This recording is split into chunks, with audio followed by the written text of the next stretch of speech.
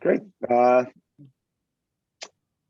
Thank you very much for the invitation, and the recording is started, so that's good.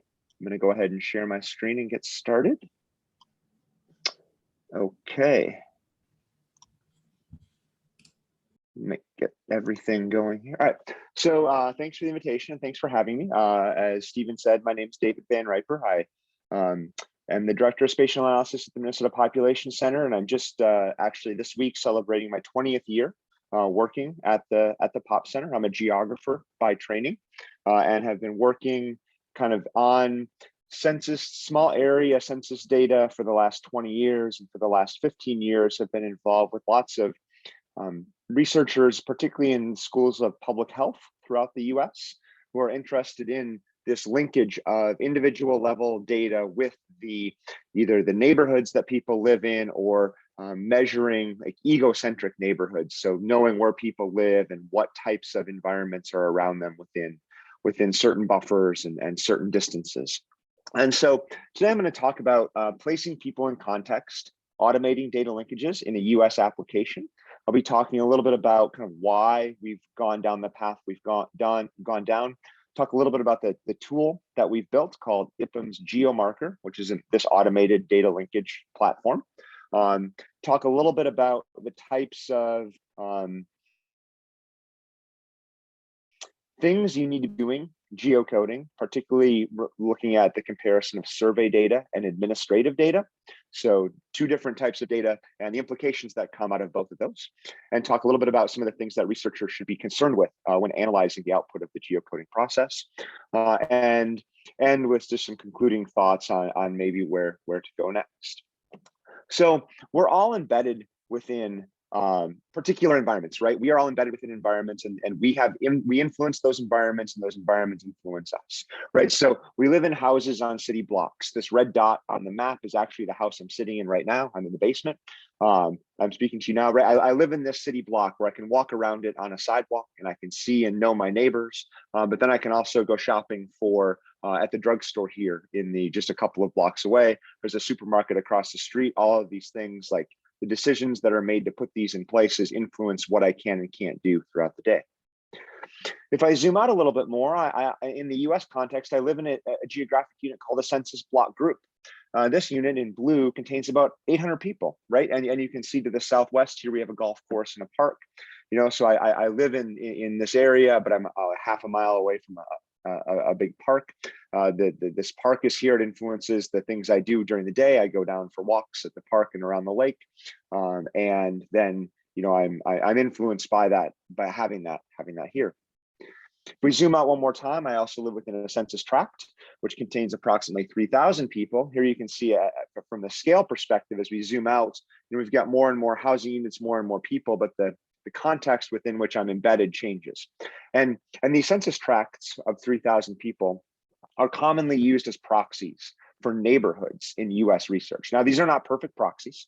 These are definitely not necessarily what I think of when I think of my neighborhood, but they are a geographic unit that the Census Bureau here in the US provides socioeconomic and demographic data for. It's something that we can easily get lots of information for individuals that are embedded within these neighborhoods. But you can see here, right, I've got a lake, a fairly large lake, not that far away from where I live. We've got schools and parks and playgrounds in the area, all of which kind of influence what I do, and my decision to live here may have an influence on where to put some of these types of things that I want to interact with.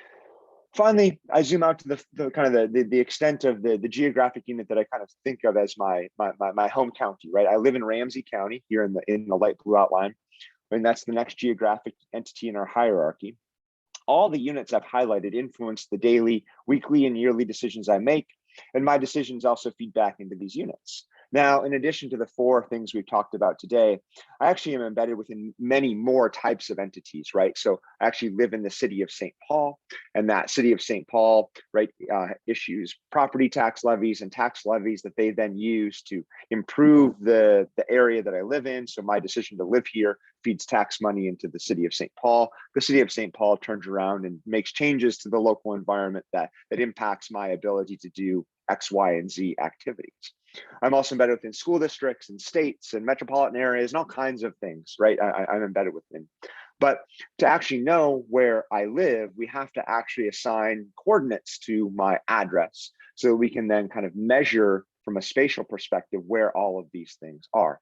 And I'd say in the last 15 years, we've had increased access to home and work addresses, often through administrative databases like electronic medical records, insurance claims databases, or surveys, either small scale or large scale, right? And scientists have long been interested in the reciprocal relationships between individuals and their environments, and the ability to then get access to home and work addresses lets us put people on the ground, which then lets us link all kinds of other contextual data to those locations and start to unpack and figure out how these reciprocal relationships play out. And maybe these theorized reciprocal relationships fall apart when we actually look at the data. But until we actually do those studies, we can't really know for sure whether or not those relationships hold.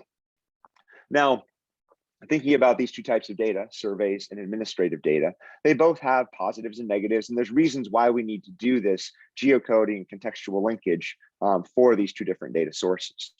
So administrative data often lack information about the socioeconomic statuses of individuals, right? So we may get some electronic medical records for an individual that states that, David Van Riper is 44 years old, he's male, he is identifies as white, non-Hispanic, race, ethnicity, but the administrative records may have nothing about my income, my employment status, my educational attainment. So we have to turn to proxies for these types of variables that may not be captured in the administrative records. And we will often turn to proxies from the Census Bureau or other data agencies to impute this information onto the individual level records. And I often do this for researchers, through this process of geocoding, where I geocode a record and I tell them the median household income in this neighborhood unit is $80,000 or $100,000 or something else. And that serves as a proxy for the income of the people in these administrative records. Survey data, on the other hand, as I'm sure you're all aware, often has detailed individual level information, right? Often in these large scale surveys, we're collecting information about income, about educational attainment, about race, ethnicity, about the age and sex and other key individual level information. But it often lacks information about the environment within which these individuals are embedded. Right? We don't really know from the survey itself, do these people live in a socioeconomically deprived area and maybe these people are exceptions in the neighborhood, they're doing quite well relative to their neighbors, or are they doing relatively poorly compared to their neighbors? If they maybe don't make quite as much money as their neighbors, but they're embedded within this neighborhood that is quite well off. We don't have that in the individual level data. We need to do the geocoding in order to make that linkage. So we've got increasing access to these home and work addresses, and survey people taking surveys are continuing to gather these addresses to be able to do these types of analysis. We combine that with the growth of individual level data has coincided with the availability of increasingly higher quality reference data required for geocoding. These reference data sets aren't necessarily cheap or easily available, but they do tend to be of really high quality, which lets us more easily do the geocoding and put people within their contexts. And we've really seen two different types of data come out in the last 15 to 20 years, kind of since I've been involved in this community. We have increasingly geographically accurate street networks. So we've got public and private entities, either local or state governments, who are developing these street networks, or we have private companies like Google or Navtech or Here going out, driving their cars with their little cameras on top of them, taking high quality, capturing high quality geographic information about these street networks and providing access to them either freely or commercially to do geocoding. We've also seen here in the US, and I believe in the UK, the Ordnance Survey now provides these things called address points. Address points are effectively rooftop accurate or kind of front door accurate points related to housing units or structures on the ground. And here you can see the address points for the city block that I live on. When I started doing GIS work 20 years ago, we had we had one free road networks data set that was provided by the US Census Bureau, and that was of highly varying quality throughout the US. In some cities, it was very poor quality and was not very good for geocoding. In other cities, it was quite good quality. Or we had a few commercially enhanced versions of the Census Bureau's data. So private companies would take the Census Bureau's data, go through, improve its quality, and resell it onto for research or marketing purposes. Today, I feel like we're drowning in a plethora of these different data sets. We have address points, we have high quality local roads networks, and we get frequent updates to these commercial data. 20 years ago, we'd get an update every 10 years when the Census Bureau put out a new file. Nowadays, we're getting quarterly updates to some of the commercial data sets, and local governments are continuing to update their address points and other pieces of information that are key for us doing these record linkages to put people in addresses onto points on the ground. So increased interest in contextual influences combined with increased access to address level data plus high quality reference data has led to an increased demand for tools to support this workflow, right? So we need this workflow to go from collected addresses to geographic coordinates for those addresses so that then we can do all of these contextual types of research that are often the driving force behind the questions that scientists are coming up with. So about 5 years ago, or I can't even remember now, 2015, 16, we decided that we wanted to build a tool that would help provide access to a workflow that would help people take their address data, geocode it, and link it with various contextual measures derived from US Census data to try to make it as easy as possible for scientists to get to their research questions and not have to jump through all the hoops or learn all the specialized software required to do the geocoding. And that's led to a product that we've released, and we call IPM's GeoMarker. We obtained funding from the US National Institutes of Health to build a platform that supports the automated geocoding of these addresses and this record linkage. And we've been maintaining this now for about 4 years. We're just about to put another set of data out here in the near future. And it is about as easy to use a geocoding platform as exists. But I will say this is not perfect. There are limitations to it. And I want to talk at the end of today's presentation. But this is a tool that we've built that is easy for people who are non-GIS and non-geocoding experts to actually add latitude and longitude and other types of contextual information to their address data. So the workflow is fairly straightforward. Users upload data as a CSV file to our platform. They select the census tract or neighborhood attributes that they want to link up with their individual level data. The platform then geocodes the addresses, assigns the census tract IDs to those geocodes, merges on the census tract attributes to the geocodes, writes out a CSV file, and ping the user that it's ready. They download the CSV that has their original address information on it, along with all of these contextual variables and latitude and longitude and other information, and they can then add read that into their database and continue on with their research. Now, to make this as easy to use as possible, we only have 2 points where the user has to interface with the platform. One, they have to upload the data. That's a no-brainer. They have to do that. And 2, they have to choose the census tract attributes they want to link up. Once they've made those 2 choices, the software essentially executes the remainder of the workflow: the geocoding, the tract ID assignment, the merging of data, and the creation of the output file. Now, this is something that other groups have worked on over the last 10 to 15 years. We've done a couple of things that I think are kind of novel to make this a little bit easier. One, it's free, so anybody can come use this if you have US-based addresses. It's a free platform you can use to do the geocoding. The other thing that we did is we built the platform within a secure computing environment run by the University of Minnesota's Academic Health Center. This environment provides more privacy and security protections than our normal computing environment, which helps assure people with potentially sensitive information. And most people consider addresses to be potentially, PII, potentially identifiable information. I'm not sure what the the UK term of art is, but that's what we call it here in the US, that will be protected in the system. So we read the data in, we do the geocoding, we give the people back their data file, we then delete the data they uploaded. We essentially don't retain any of the original information after 14 days, so that they can know that their data are being protected properly. We at the Minnesota Population Center handle the processes that are here in the white. So everything white is what we do.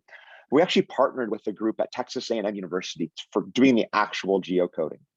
Dan Goldberg, who's a geography professor at Texas A&M, built a really high quality geocoder that uses high quality reference data and has a lot of good address parsing and matching technologies built into it, and developed an API that allows us to programmatically submit addresses for geocoding and get the coordinates back from the system. We realized in writing our grant proposal to do this that we did not have the technical expertise to do the geocoding, and we needed to partner with somebody to do that. And Dan had built really one of probably the state of the art online, relatively open geocoding system. So we partnered with them to build this.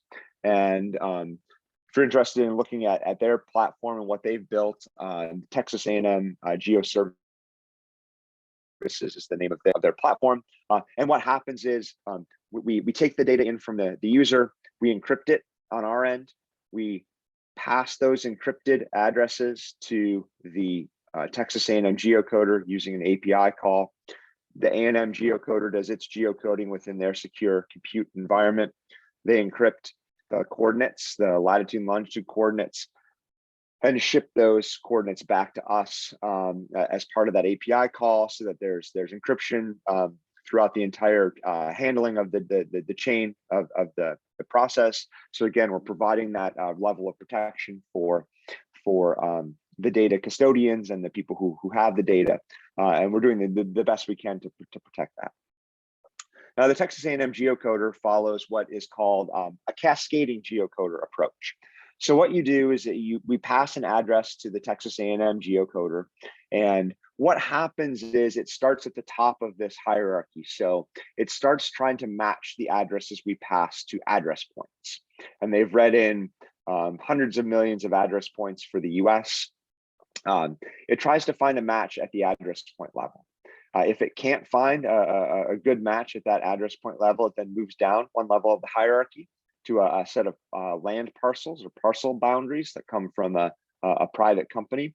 It tries to find a match within those land parcels. If it cannot do that, it then moves down the hierarchy to street segment interpolation. If it can't find a good match there, it tries to match to the postal or zip code. If it can't find that match, it then goes down to the city centroid. So kind of goes down this hierarchy trying to find a match that fits the input address information. The key thing here is I've called these things higher and lower quality, right? I've kind of highlighted three boxes in blue: street segments, land parcels, and open address points. In a lot of the work that I do in public health, we really need to have address matches that are of these quality. We need to have street segment interpolation or address points as our match type. But in other applications, you may only have postal codes, or you may only have city names. And in those applications, what I've termed lower quality matches may be just fine. And this gets at one of the main points I want to bring up today, is that geocoding operates on a continuum, right? So you're never going to get it perfect. We're never going to get an address point match for every single address in a database. It's just unlikely to happen, and you actually shouldn't set yourself up that's actually going to happen. But you have to kind of figure out where on that continuum, at what phase in the process do you get good enough results from the geocoding analysis that you can push on with the work you're doing, versus when you have to stop and rethink and refigure out, oh, I need to do more work to clean up my addresses, to get better geocodes, to get better quality matches, so that then I can do the rest of the analysis that I want to do. And at what level does that happen? So I call these higher and lower quality, but again, they sit on this continuum that it's really on the backs of the researchers to decide at what level on that continuum is the data good for your for your use case or not good for your use case. The output of the IPIMS GeoMarker product is essentially a CSV file. This table illustrates some of the information that our system provides to you. There's a typical data file will have more than just these 5 fields in it, but I wanted to cut for space, show you what the key things were. We'll give you latitude and longitude as well as all this information, but we essentially have an ID, an address field. The left most 2 columns are what are provided by the user.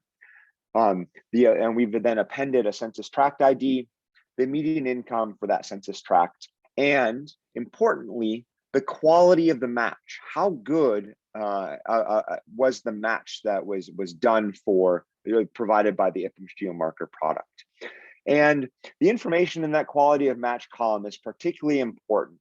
Provides you with a bunch of information about the overall quality of the addresses provided to the geocoder, and really need to be closely analyzed to determine what you should do next, right? Because you're never going to get a data file where all 10,000 records match to an address point. You're going to get some address points. You'll get some postal code centroids. You might get some cities, and you have to figure out, what do I want to do with these addresses that might not quality threshold that I've decided on ahead of time. So now I just want to talk through what that assessment process looks like and how I approach that assessment process. And maybe this will be some kind of guidance for you all as you think about the geocoding that you want to do. So the first thing you want to do is look at the number of matches at the various levels of the cascading geocoder. What fraction of your data set are high quality matches based on your thresholds? How many are address points? How many are street segment interpolation? What fraction are low quality matches? Just to get a sense for the overall quality of the matches. I just did a project here with some cancer registry data where we had 100,000 addresses for the US. We got 95,000 of those matched to an address point or a street segment interpolation, which is great. That left us still with 5,000 addresses, or 5%, that had low quality matches, and we are in the process of trying to figure out what do we want to do about those 5,000 addresses that are of a low quality match. Here, if you have individual or household attributes, and it sounds like in a lot of the cases that you all are working on, you're working with these large scale surveys, you're going to have individual and household level attributes, race, ethnicity, age, other information. You want to compute frequencies on these individual attributes by address match type. So for example, you may see in your data set that a large fraction of people who are 65 years and over only match to a postal code. Maybe those people 65 plus live in a congregate facility. They live in a nursing home. They live in an assisted living facility. And maybe the address that they provided to you is just the name of that nursing home, right? St. Paul, the St. Paul nursing home, and there's no street information in it. Well, if you've got a large fraction of people that have a similar name that they're living in, it might be worth your time to go and try to track down what is the street address for that particular congregate living facility, and that might then increase the quality of the attributes for those people 65 and over. This is a step that is quite important, I think, to do to make sure that you're not getting biased results out of the geocoder, right? You might get people who are 65 plus, might not be matching as well, but then that might end up biasing your analytical results. If you don't have good quality matches for those people, you may end up in your model penalizing them or overfitting or doing something that ends up biasing the final output results in your model. And so it's gonna be worth going through and taking a look at the quality of the address matches by the individual level attributes in the database. And all of this leads to some decisions that you as a researcher will have to make. Are the resulting geocodes fit for the use case that you're working on? And it's incredibly difficult to define objective criteria for this particular use case, right? So if you have a relatively small number of records, you might be in a case where you have to match as many of those as possible. And so you have to go in and try to fix up as many of the poor quality geocodes as possible. If you have 1,000,000 records, right, there's no way you could fix up 5% of those in a reasonable amount of time. And so you may have to just deal with the fact that you're going to lose some data. But if you've decided that the geocodes are fit for use, then you can move on to the next part of your analysis. If they're not fit for use, then you need to decide how to improve the geocodes. What can you do to try to get better results? And I'll say this now, that improving geocodes is typically a non-trivial task that costs time and money and has to be accounted for in kind of the budgeting process as you're working on a project, right? So in a lot of cases, people are like, I just want to get my geocodes and get to work on my model. And when I come back to them and I tell them, hey, it's going to take 40 or 60 or 80 hours to actually do this well and properly, they're often kind of look at me aghast and they're like, we don't have that in our budget to actually pay for the work required to improve the quality of those geocodes. And we've got that trade-off you have to deal with about whether or not that the cost and money to get good data is worth it relative to the potential for getting poor quality analytical research results. So improving geocodes, I kind of continue to break this up into these two types of data sources, either survey data or administrative data, because you really can approach the improving part. You need to approach it kind of separately for both sources. So improving the so survey data is expensive, right? It's expensive to recruit people to participate in surveys. To follow them over time, it just costs a lot of money. In the survey world, you can collect multiple addresses, but you get relatively small ends, typically in the hundreds or in the thousands. So that gives you a chance to maybe do more work. It might be worth your time and money to fix up the geocodes for surveys. But administrative data, on the other hand, is relatively cheap to capture data on, right? You're capturing it as part of a business process, right? I go to the doctor, I give them my address. They need that address to bill me for my insurance or to send me explanation of benefits. Collecting that address is really cheap for them to do. But you only get the addresses that are collected as part of doing business, right? So they don't ask for my work address. They really only ask me for my residential address. But in the administrative data context, we can get really big ends, right? We can get ends in the tens or hundreds or millions of cases. And so the ability to improve those geocodes is going to have to take on a different, you have to do something different for that because there's just so many records to deal with. You can't necessarily adjudicate them one at a time as you might be able to do for survey data. So improving geocodes in the case of surveys, right? Dropping 5 to 10% of the data due to poor geocodes may be untenable. You just can't do that. So it's worth spending the time and the money to fix up those poor quality geocodes. And in many cases, you may have to consider manual correction. You may have to go in and interrogate and adjudicate each of these poor quality geocodes to figure out what was going on. Was it a misformed postal code? Was there extra kind of information in that address string that needs to be pulled apart? But if you're only talking about an N of 100 or 1,000 people and you have to adjudicate 5 to 100 poor quality matches, often it's worth the time and money to go ahead and do that. I'm finishing a project today where we had 3,100 people in a survey, and this is the third time those people have been surveyed over the last 15 years. And we spent 2 weeks manually correcting all the poor quality geocodes because they needed to keep all of these people in their sample in order to have the power to detect the differences that they wanted to do. But they built into their budget the manual correction time to fix up all those addresses. On the other hand, with administrative data, when you're talking about 100, 500, 1 million records, dropping a fraction of those records is probably okay just because your N is so big. Fixing thousands of poor quality geocodes with manual correction is going to be too expensive. It's just going to cost too much money in most cases, and most places don't want to spend the money on that. So if you're going to fix up administrative data, you're probably going to have to talk about more automated methods for doing that. So you're going to want to look at string processing. So one of the things that we've done is develop some R code that pulls out all of the extraneous textual information that gets embedded within street addresses, right? So words like apartment or apartment numbers, we strip those out. Suite numbers, we do everything we can to standardize and parse those and clean those up ahead of time to try to improve the quality of those geocodes. You can consider manual correction, but that's going to cost a lot of money. The other thing you need to do is you'll need to go in and adjudicate the look at those missing data, the poor quality matches. Are those poor quality matches representative of the remainder of the data set, right? Are they similar age structure, similar sex structure of the people who have high quality matches, such that you can afford to drop those poor quality matches and not influence your results down the line.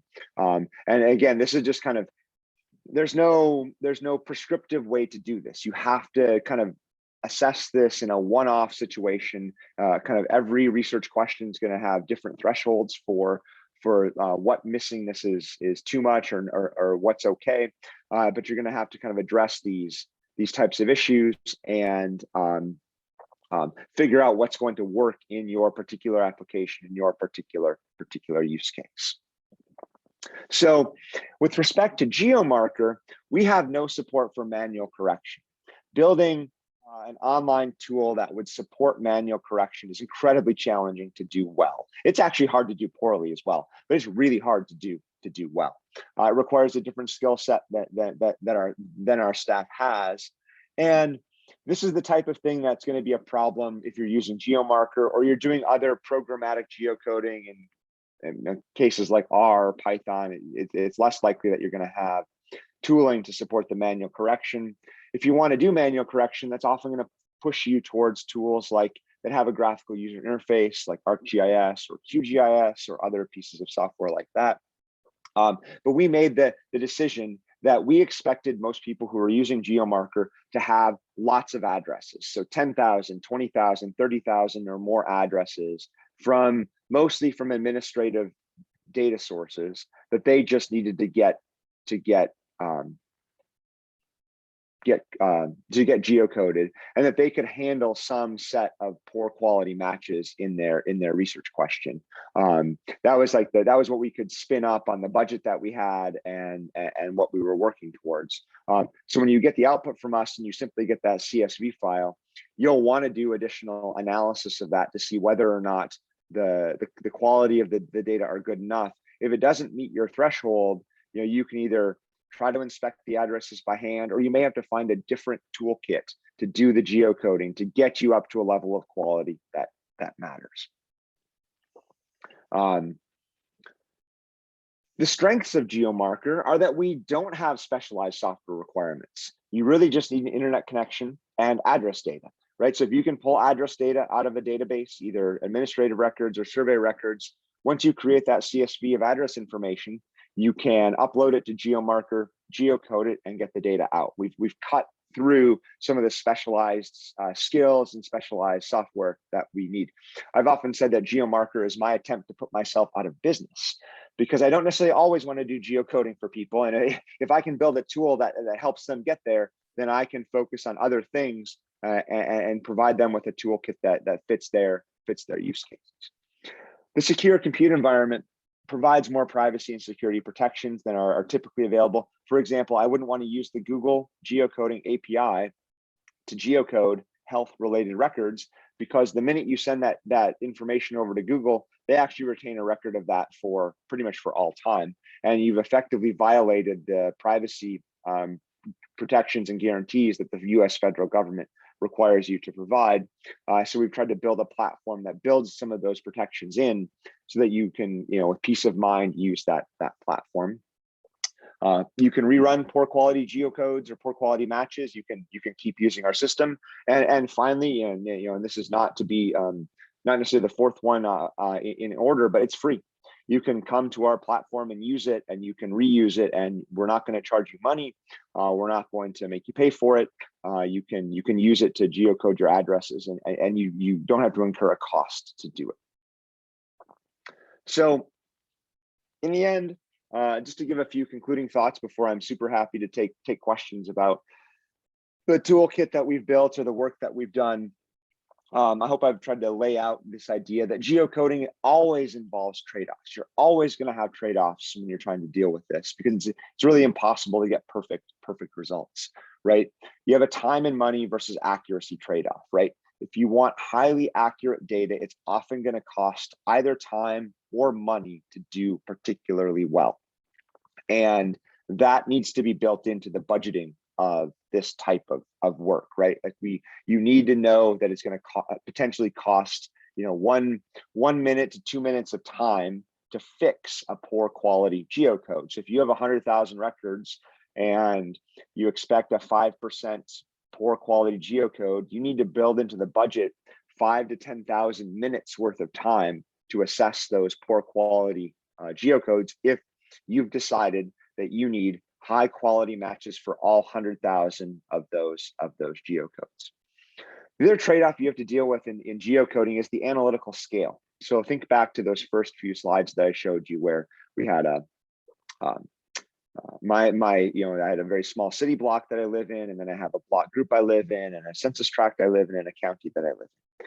If your analysis is going to take place, say, at the county level, right?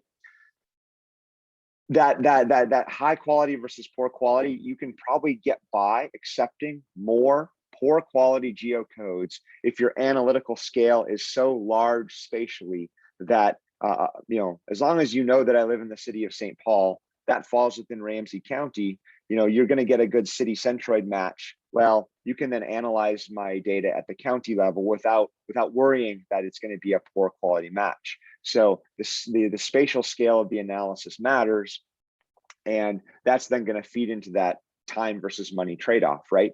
You may be able to get really good results out of the box for 100,000 records at the county level, but you can't necessarily get the same quality at the census tract or the neighborhood level. That trade-off is always going to exist. And finally, judging fitness for use is incredibly difficult and will almost always vary by research project. And I want to end here with a couple of anecdotes of some projects we're working on right now. So we're just finishing up a project with some researchers here at the University of Minnesota who recruited participants from Facebook and Qualtrics to do a survey on smoking cessation. And they asked people to provide them with a lot of addresses for where they live, where they work, where they lived a year ago, where they worked a year ago, and where they typically purchase tobacco products. And users could provide up to 4 locations for each of these tobacco purchasing places: convenience stores, tobacco stores, supermarkets, that type of thing. We have an N of about 160 people in this, so it's a very small survey. But as it turns out, people aren't very good at learning and knowing where they buy stuff, and so they give you fairly poor quality address information, about where they work, where they purchase things. And so it's actually taken us hundreds of hours to correct, or not hundreds, it's taken us, probably taken us 40 to 60 hours to correct, about 500 addresses, because getting people to just type information in, you can't really have much control over what types of information they give you. So it's taken us a ton of effort to go back and we've had to look at every single address that was provided. But in a study of 162 people, we need every single one of those addresses to be able to do the analysis that was laid out in the grant proposal. At the same time, our cancer registry project, where we have an N of 100,000 people,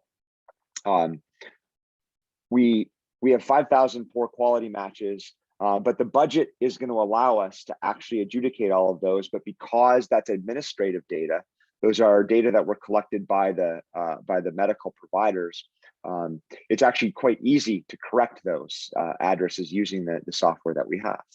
And finally, a third project I'm working on, we have 1 million patient records from an electronic medical records database. And we were able to geocode about 950,000 of those at a high quality level. with 50,000 records that were poor quality, we just had no way to actually manually adjudicate all those records. It's just not going to fit in the time that we need. But in looking at the who those people are, what their characteristics were, we as a research team decided that we can afford to lose those 50,000 records and not influence the final output of our study. And so we've got, we've been able to at different levels figure out what types of, how much work it's going to take and what we need to do to get the best quality data from it. But in all these cases, in some cases we use GeoMarker for the initial geocoding, but then we have to fall back on other software tools to do the manual correction in order to get the best quality data that we want. And so it's going to vary a lot by project. It's going to vary a lot by research question. But it's important to know going in that this is going to be an issue and to try to address it and try to come up with a plan to deal with it ahead of time, rather than getting to the end of your study and being like, oh, we need to geocode the data and work on it. You've got to make those decisions up front to prepare for the inevitable downstream issues that you're going to have to deal with.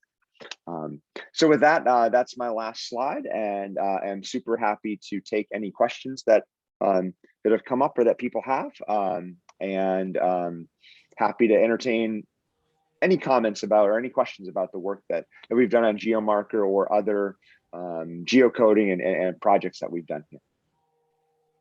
Great. Thank you, David. Thank you for